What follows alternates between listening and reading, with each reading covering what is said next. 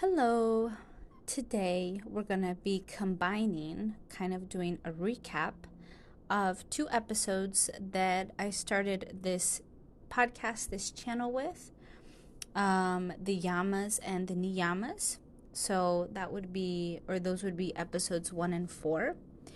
And in those episodes, I talked about each of these principles. There's a total of 8. There's 4 yamas and 4 niyamas. And I talked about them in how we can apply them into creating our intentional lifestyles and our careers. So in this one, we're going to bring it all together because we know that a career is part of our lifestyle. So how can we build an intentional career and lifestyle, a career that supports our lifestyle? How can we make this easy and simple and sustainable and satisfying, so that all the pieces come together and we're not overwhelming ourselves? And hopefully these guidelines, just as a disclaimer, these guidelines are aimed to support you. They're not aimed to be taken as commandments or mandatory framework. I just try to present these guidelines as another tool, as a way to support your whole self, your body, mind, spirit, and heart, those 4 pillars of yourself, as you build your lifestyle, as you continue to navigate your way in society, in the matrix, in your culture. So hopefully this framework, that's been very helpful to me, that's been a part of my studies as a yoga teacher, someone who enjoys yogic philosophy on and off the mat, hopefully is complementary to you, and helps you get clarity.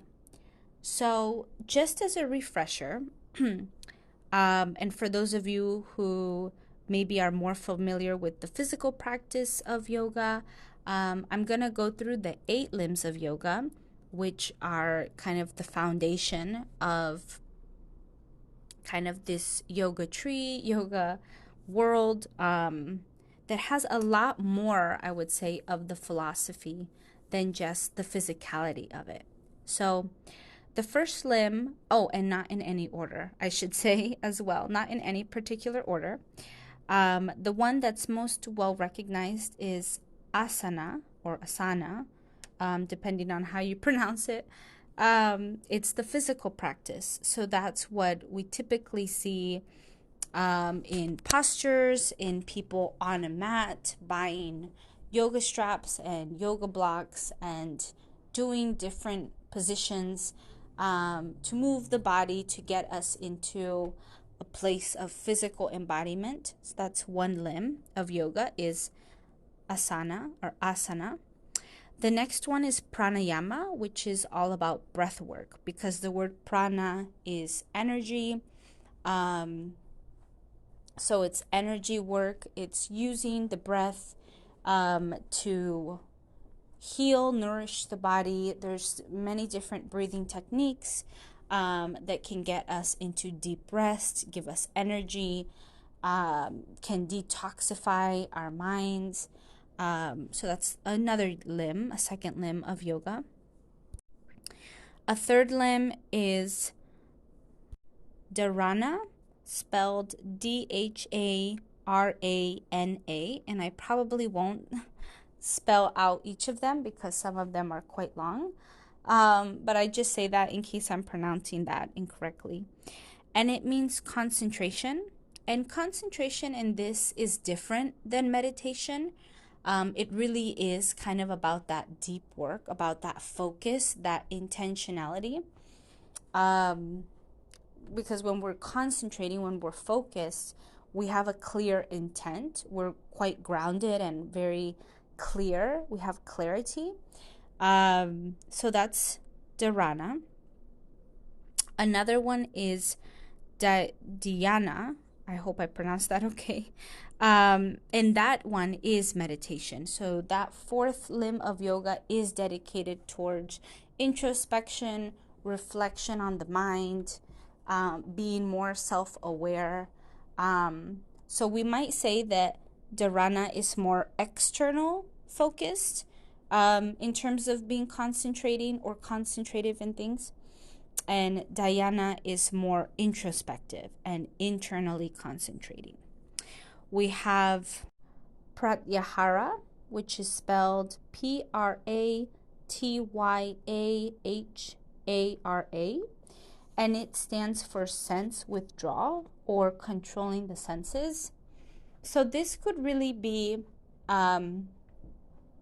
taking care not to overindulge our senses, either of smell, of taste,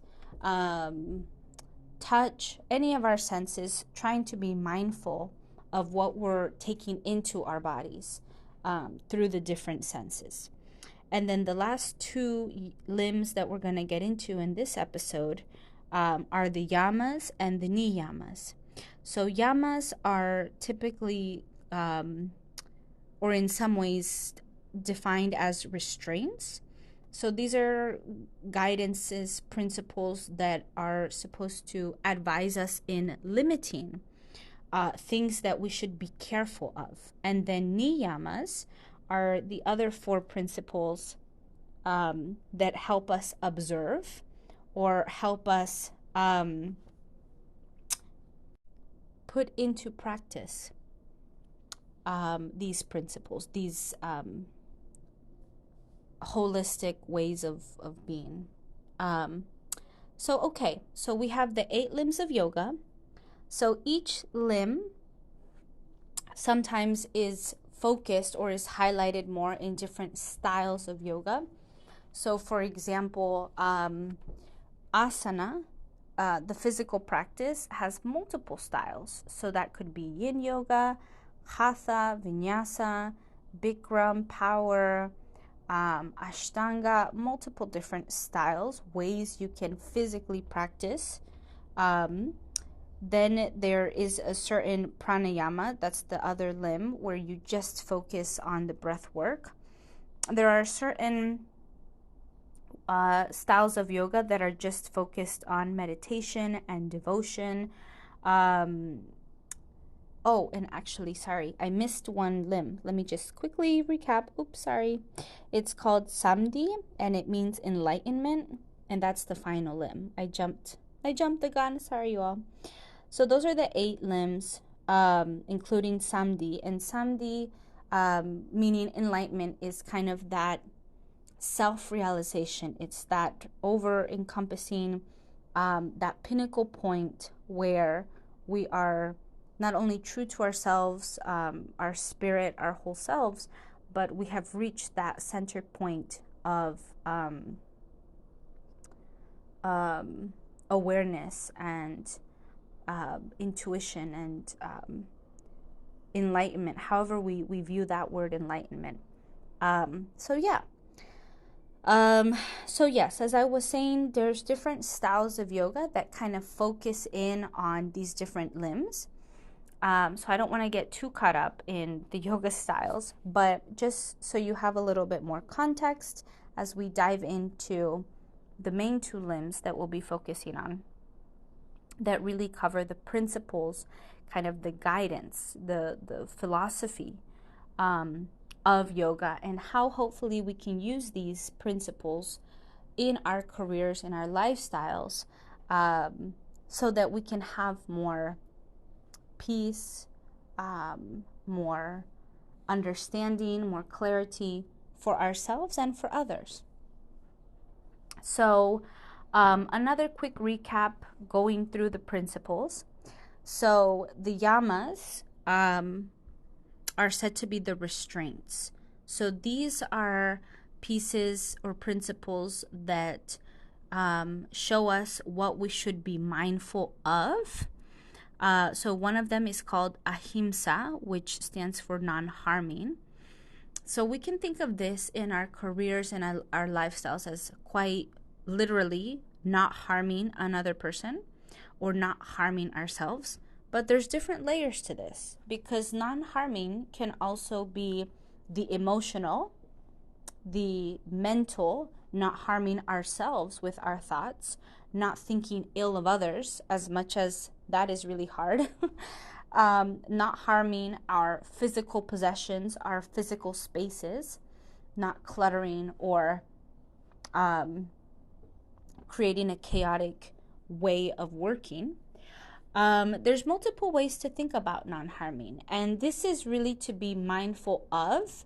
So this is not a hard and fast rule of just not physically not hurting someone or not hurting yourself, but in building our intentional lifestyles, in building our career that supports our lifestyles.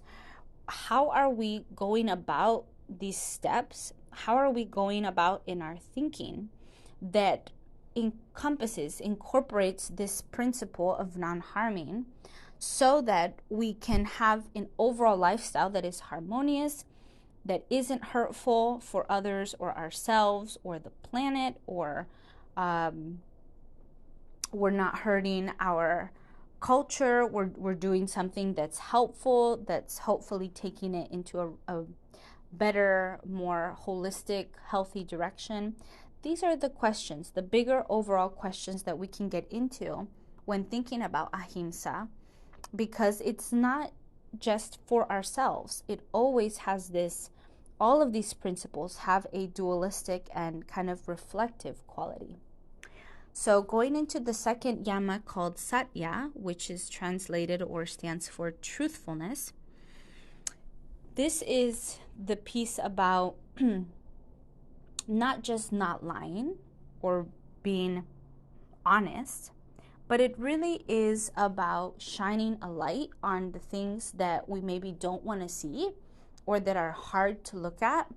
And that once we do shine a light on these pieces, we can start to take that risk, take those steps in our career, in building our lifestyle, with the people that we really do want in our lifestyle, healing the relationships that need to be healed. So this is really about that honesty, that really deep, that almost radical truthfulness. Because sometimes I think that is one of the hardest things, is to be really true to ourselves. And what does that look like? You know, in our work, being a graphic designer, being a lawyer, being an accountant, a freelancer, whatever your role is, being true to how you want to do that job, being true to the lifestyle, really what you need and what you want in your life, who you want in your life, why. Really putting all your cards on the table. This is satya, and it is challenging. For example, right now, you know, all of us, humanity, are being challenged with our actions in the sense of the environment. You know, the earth is showing to us that we cannot live this way. That is a truth. We cannot continue to consume and export or extract, is what I'm trying to say, from it without any repercussions. That's the truth. There's nothing else. I mean, unless we try to turn a blind eye, close our eyes to it, but that is the truth. So what are we hiding from in our own lives? What is it that we're in denial in our own careers? Maybe the money is good, but the environment, the people, the tasks, what is it that we really need to be honest with ourselves about? And honest about not just the what, but again, the different layers of that, the why, the how, and see what support do we need to provide ourselves, what support can be given to us, what are we ready for in all ways, as much as possible. Let honesty prevail, let truthfulness shine its light. So that's satya. The third yama, there are 5 yamas. The third yama is asteya, which goes to mean non-stealing, or it can be loosely translated as such, non-stealing. And again, this goes for all of the principles that we'll be covering today. This is not just a literal, it is literal, but we're going for the metaphorical, we're going for the allegorical, the subconscious, the other ways that we can really be able to interpret and learn from these principles, because there's so much more than meets the eye. So with asteya, non-stealing, besides the literal definition of not stealing, not being a thief and taking from someone's work, taking from, copy, what is it called? Plagiarism, not these types of stealing. Where it could be, let's think about the time. Taking from your own time. How much time are you stealing from yourself in, let's say, instead of social media and dedicating hours to that, even if we're not realizing it's hours, but sometimes usually is, we're stealing that time and energy from ourselves. Where can we instead be mindful and be giving and honest to ourselves about studying, or giving the time certain people, relationships, activities need, whether that's to work out, whether that's to meditate? How can we be honest and not steal from our own time? Another thing could be emotions. How are we stealing from ourselves in terms of what we really need from relationships? We're taking from our own let's say, by giving to someone else all the time. And maybe this is a codependent relationship at work, outside of work. Where are we stealing from ourselves? And this goes back to the previous yama of satya, of being honest, of being really truthful with ourselves, of where we're putting our emotions. Where are we taking maybe from someone else? Maybe someone else cannot be with us for a certain amount of time, or cannot give us the support we need at work, outside of work. And we might be constantly on this person to give us support, to be dependent. And that's theft in some ways or another, energetic, emotional, time theft. So how can we be sincere with ourselves and others about this sense of stealing, this sense of taking too much from others, from ourselves? That's unnecessary, that's unhelpful. What ways are we also not giving ourselves the opportunity, so stealing our future opportunities from ourselves, by not advocating for a promotion, by not applying to other jobs or taking the risk? All of these things can be thought of as theft for our future selves, thieving, stealing from the future possibilities and the future paths. So the next yama is brahmacharya, which can kind of signify or translate as the middle path.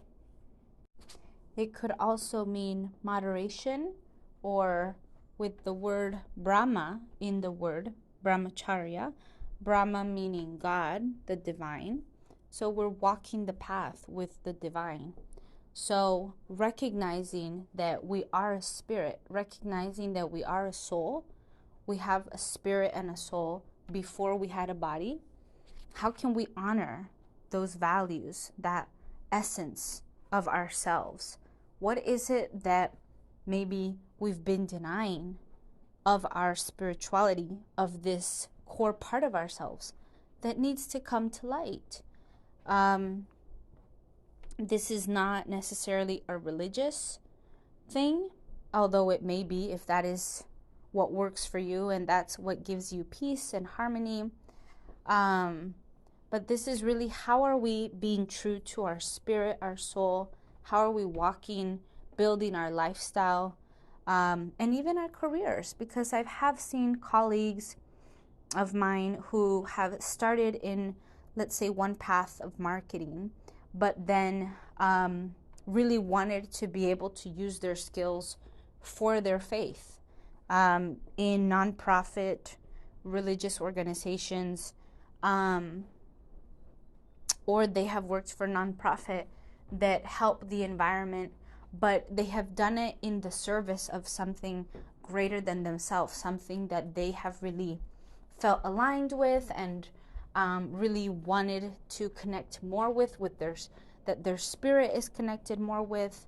So your work may or may not directly influence or be a part of that, but again, this might even look like donations or taking time to volunteer, building that into your lifestyle. There are many different ways we can think about walking our own divine path, walking our mission, being true to our spirit, and that is brahmacharya. The last yama of the 5 yamas is aparigraha, which stands for non-possessiveness. So again, literally meaning not holding on too tightly, not being owned by something else, also to not be possessed and not be possessive of something. Because when we possess something, we are not only losing our own autonomy, because we are allowing ourselves to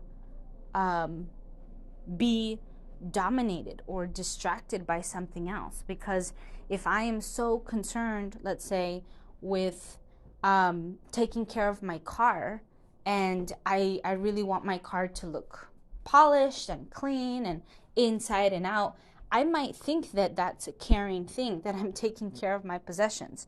But if I'm doing that to such an extent where I have to keep wash it every week, or I have to get a tune-up, or I have to, whatever the case may be, and I start to lose my own entity, my own sense of time and energy and everything, because I'm just so devoted to this thing, to this outside,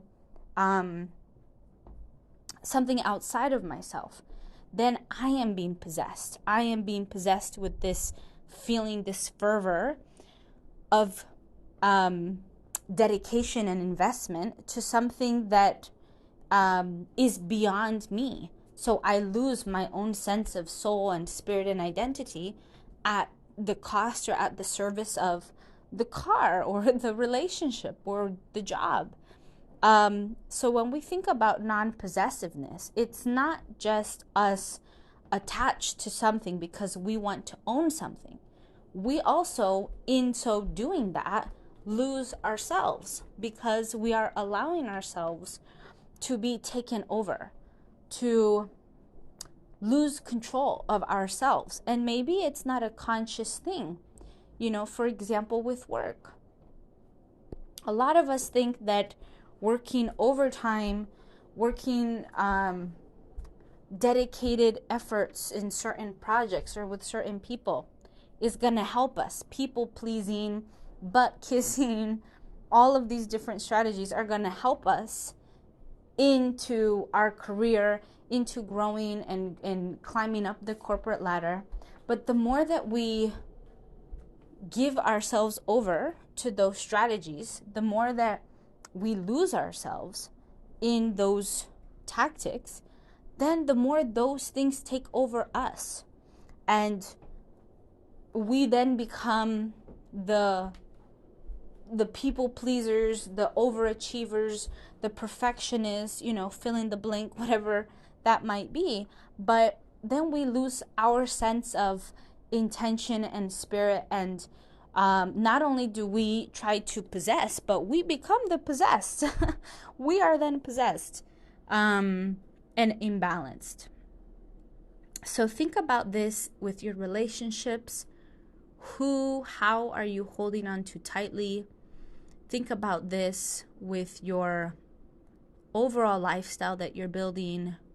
What are the exercises, the physical things that you're holding on to that aren't being of service to you, that you feel that you're losing yourself over? If you go to the gym for 2-3 hours a day, or every other day, or whatever the case may be, and you have done it for so long that it's no longer about health, it's this need, this necessity to do it, because without it, who are you? What are you?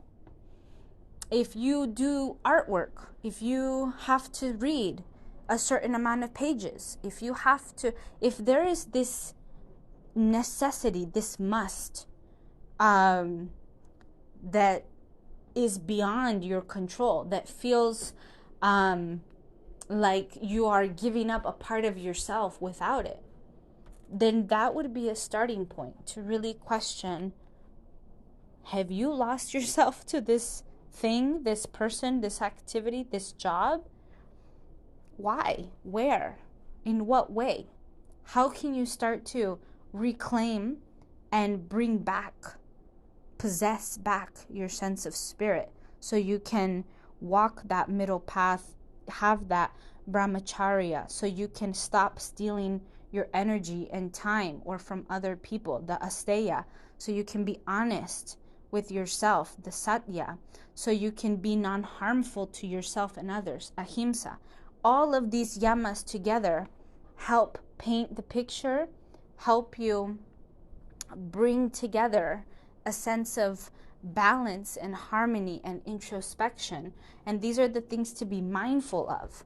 So these are the things that we're trying to kind of have a red flag if we're looking at different aspects of our lives or our careers, things that, okay, something's not sitting right with me, something doesn't click, something isn't feeling harmonious and intentional. Which one of these yamas feels like a good starting place for you that might lead you into one of the other yamas, and that can hopefully help you dive deeper into, again, the career that supports your lifestyle and your overall lifestyle.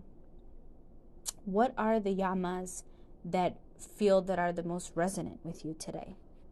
So we're going to switch over to niyamas, and then we're going to recap all of them and see how they work together. So just before I get to the yamas once again are the things to observe. So these are the restraints, these are kind of the red flags, things to be mindful of. Okay, so now we'll switch to niyamas. So niyamas are the guidelines, are the principles. So these are the things that we should be doing, the things that can help us. So another way of looking at this, these two things, and I'll say this in the recap, is that if the yamas are the things that we should avoid, then the niyamas are like the green flags, are the things that we should bring more into our lives, the things that are helpful to do, to continue to pursue. These are the aids. These are the helpful tips and tricks that will help us avoid and be mindful of the yamas. Okay, so niyamas also have 5. There are 5 of them. One of them is called saucha, meaning cleanliness. So cleanliness we can interpret to being physically clean. We are taking care of our hygiene. We are being mindful of how we care for our bodies. But also this is an internal, as with all things, this is an internal, how are we speaking to ourselves? What are we feeling? What are the spiritual, the energetic things that feel heavy and hard and hurtful? What are those things that we need to clean ourselves out of? These could be relationships, even relationships with family members, with friends, with coworkers. What is it that needs to be cleansed? What is it that we need to really refresh and rejuvenate from so that we can continue to feel clear and confident? So that's Saucha. Another quick thing about Saucha in terms of lifestyle is the minimalist approach. So, what are the things in our lives, in our lifestyles, I should say, that feel like they're bogging us down, that it's a burden? You know, that could be, even though for me, for example, I love books. But I know right now that having too many books in my space feels like clutter. I'm not in the season of my life right now where I can afford to have a lot of books in my space, or even financially. So for me, cleanliness is having a certain way of living, having a certain approach to my feng shui and interior design so that my physical space feels clear, my car, all of those things. Okay. The next niyama is santosha, which can be translated or defined as contentment. So this piece is really special because so much of our society is all about go big or go home. What's the next milestone?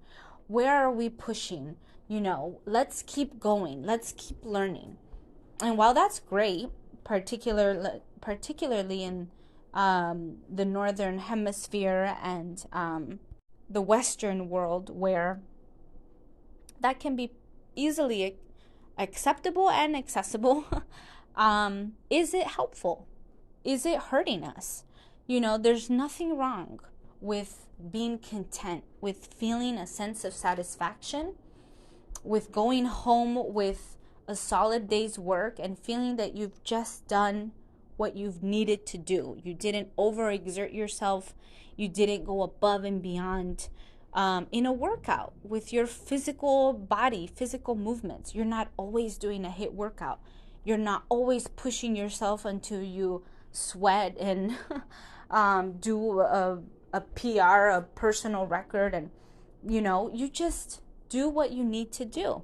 There is a specialness, there is a peacefulness in santosha because of this contentment element.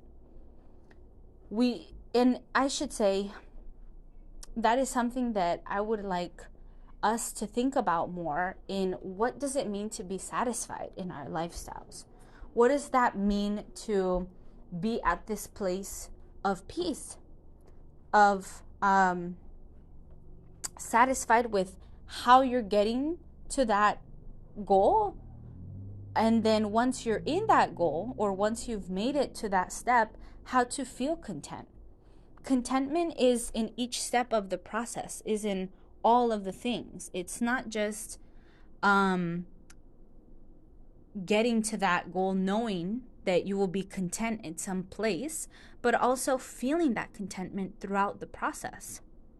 So think about your relationships, your relationship to yourself, your physical body, emotional, mental, spiritual. Think about your job, your tasks. Where are you content? And if you're not, why aren't you? What are the things that are pushing you, that are pulling you? Why? Is this a cultural thing? Is this a familial thing? Is this does this feel outside of your control, that you just don't feel satisfied or content no matter what? Why? How? So that's santosha. The next is tapas, which signifies self-discipline. So this is a good complement to santosha because in order to have the contentment, to feel satisfied, we need to be able to have a discipline, to be able to have a routine, to build a lifestyle, have that discipline, have that commitment to ourselves, that routine, to say it in another words, so that we can feel fulfilled, so that we can have that sustainable satisfaction. So in self-discipline, this can be taken with your physical exercise, with how you nourish yourself, the food, the water that's filtered, the vitamins and meditation, the journaling, the whatever type of practices and modalities that serve you, that feel content and satisfying, that help you walk your divine and intentional path. But where are you in that commitment to yourself? And again, we're not just looking at this in your career, in that I'm committed to having a certain amount of income, or committed to the pursuit of higher learning. No, but where are you committed to your overall lifestyle in the different areas that maybe you weren't as committed to, or that you haven't been as disciplined in? Because each area of your life requires a different amount, a different type of energy and effort. So each type of discipline requires different parts of ourselves. So how are we committed to our relationships, our health, our careers, overall this lifestyle, our spirituality? What is something that maybe we're lacking, haven't been as disciplined or committed to? Maybe that's where we don't feel as content or satisfied. Where is it that needs a little bit more of attention, perhaps? The next one is Savad Yaya. Let me double check to make sure that I'm pronouncing that okay. Savad Yaya. And that means self-study, or it can be translated as self-study. And so this is kind of going back into that truthfulness, Yama. This is helping us be truthful, because if we know ourselves, if we recognize what makes us tick, what makes us work well, what makes us want to get up in the morning and have certain relationships and have self-discipline to certain things, this is where all that comes from, is self-study. In one of my episodes, I talk about my career and all the different jobs and my job hops that I've done. And it was all in the name of self-study. I was learning about myself each step of the way. I was trying to figure out what made me work, what made me want to work, in what environment, how much money did I need, what were the tasks, what were the types of people or energies, because all of that in theory is just hypothetical. I might see something on a video, or any of us might read something, but until we study ourselves and know ourselves, figure it out, there's really no way to really be aware or understand or put that into practice.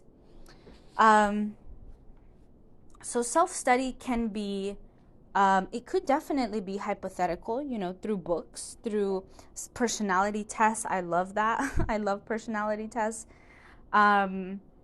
We can change jobs. We'll date other people, try different classes, learn different skills, put ourselves out there. But having that reflection piece, okay, so I tried that job. Why didn't it work out for me? Or why don't I enjoy it? Or I was with this person, what happened? Having this reflective element is important, because if not, then we continue to just try things and study things without really understanding or being fully aware as to what is happening. We're just kind of living in autopilot. So self-study is both, I would say, taking the actions and trying the new things, and also that reflective piece, that awareness. So the last niyama is Ishvara Pradmidana. Let me double check that I'm pronouncing that okay. Yeah, Ishvara Pranidhyana, and it means surrender, or can be translated as humility. So when we are humble, it is not just that we are standing for something bigger than ourselves, that we don't matter as much, that we have less ego. It is really also about having that recognition when we need help, when someone else may know more, or have more awareness. It's recognizing when we made a mistake, when we need to leave a job, when we have to let go of a person. All of that can be said for humility, because it takes a strong person, it takes an ego, it takes having a sense of self in order to recognize and admit that something isn't for us, or that we need to make up for something, or that we've outgrown something. Humility could even be said that it's about self-forgiveness. It's about really putting into practice that non-harming ahimsa that we learned about with the yamas, because we are not trying to hurt ourselves or someone else or the environment. We're trying to have a sense of clarity, have a sense of integrity about the lifestyle that we're building. And it takes a sincerity. Going back to the career piece, sometimes confrontations and having difficult conversations at work doesn't seem like it's a humble thing. It feels like we're putting ourselves first. It feels like a selfish thing. But humility is also involved in that, because in having confrontations, in having difficult conversations, we are putting our ego aside. And that could be to apologize or to recognize that something in that relationship is not going well. And so it does take a sincerity, it takes a humbleness to be able to address things, and in a way that is not harmful, in a way that is sincere and helpful and healing for all the parties involved. For example, not to say that I am the most humble person, because I don't think so. I'm not so sure about that. But I do recall when I had a difficult conversation when I was working in the physical therapy clinic, and there was this one coworker, one person in particular, who just didn't like me. We just struggled working together, communicating.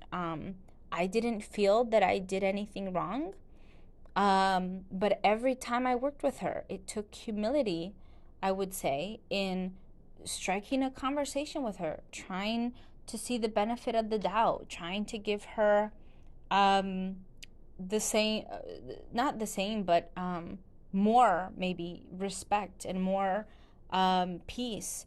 And I did have to confront her and talk with her, but I think I did it in a way that was nice, and I wasn't yelling or talking down to her. I simply pointed out that we didn't have to like each other, and we just had to be able to work together. So it was a humbling moment, because perhaps my ego was thinking or feeling that I didn't have to be the one to break the ice, to address this. It's not my fault. And also the ego saying that she's the one that's creating the problem. All of these different excuses or conversations we have in our own mind, when actually the humble thing to do is to recognize the situation for what it is to really see it as, okay, I don't know why she's acting this way, this person is acting this way towards me, but I'm going to be sincere and try my best to give them the benefit of the doubt, to listen to them. I'm going to try my best to apologize, even if I feel that I don't have to, or that I didn't do anything wrong. It's not necessarily about being right or wrong. It's just about humbling, being quiet enough inside of ourselves to see what is it that we can resolve, what is within our control, what is it that might bring healing and help and nourishment to the situation. And if there's nothing you can do, then that's also a part of being humble, is, okay, I don't have power over this situation. There is only so much I can do. And maybe it is to walk away or to focus your energies on yourself, to provide a different sense of closure to different work environments and relationships. But that's the humility piece, is to be able to be sincere, to have that quietness inside of ourselves, to be able to take the necessary, the helpful action. So to recap, we've gone over 10 different principles, 5 yamas and 5 niyamas, and they work together, kind of like yin and yang, a push and pull sort of energy, where we can avoid, not necessarily that we're avoiding the yamas, but that we can avoid some of these tendencies or some of these unhelpful urges or parts of life that are harmful or that can take us away from building an intentional life and career. And instead, we can focus on the niyamas, these 5 principles, guidelines, tactics that help us go more inside of ourselves, help us be more intentional, help us be clearer on our wants, needs, for our whole self, our body, mind, spirit, and heart. So hopefully revisiting these yamas and niyamas is helpful, and bringing them in the perspective of not just building your career, but building your whole lifestyle, and how your career supports your lifestyle, how these principles can help you in all aspects of your life. I hope this was helpful.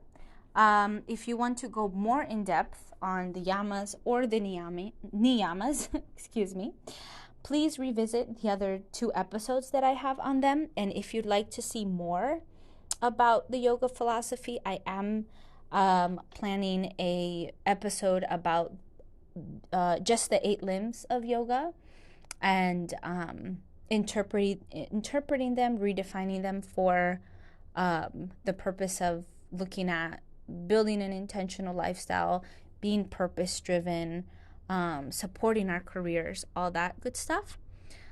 And if there's any other episodes that you'd like to hear related to yoga or any other spiritual practices like Buddhism, Taoism, Hinduism, any of the Eastern, or even any of the Western religions. I haven't studied too much of Judaism or Islam, or too in-depth with Christianity, but if there are any spiritual religious practices that you're curious about and see how we as a community can use them to not harm ourselves or others or impose on others, but to see how the principles can shine a light, provide some guidance as we build our careers that support our lifestyles.